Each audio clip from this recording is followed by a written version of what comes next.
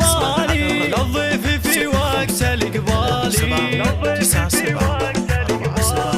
وأم العروس رحبتها الحين ضيفانها قولي وافعالي يا مرحبا ألف وملايين من فاطمة بأجمل الليالي من أم عبد الله الفهني يا مرحبا بخير الأحفالي يا مرحبا بخير الأحفالي يا مرحبا بخير الأحفالي المحفل اللي ضياهيبي بعروسي تفرق على أجيالي صار الحلا والغلا والذوق أوصافها ما لها مثالي بنت الفخر قدوة الوافين عبد العزيز شيخ الرجالي عبد العزيز شيخ الرجالي عبد العزيز شيخ الرجالي وراعي المواقف دربي مين حيا علومه والافعالي والعزوه اللي لها حامي الذخر شيالة الرجالي وساسها الغامد الثاني امجاد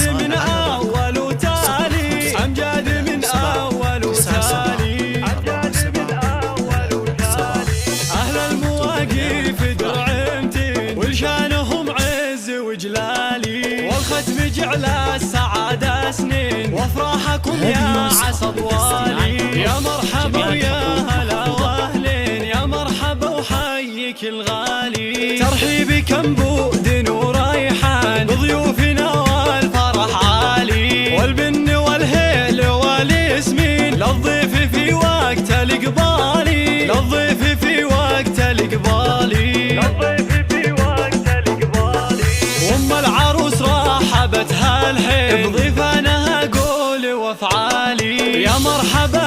ألف وملايين من فاطمة بأجمل الليالي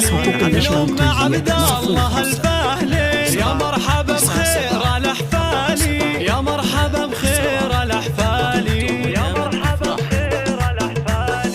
المحفل اللي ضياهيبي بعروسي تفرق على أجيالي صار الحلا والغلا والذوق أوصافها ما لها مثالي بنت الفخر قدوة الوافين عبد العزيز شيخ الرجالي عبد العزيز شيخ الرجالي عبد العزيز شيخ الرجالي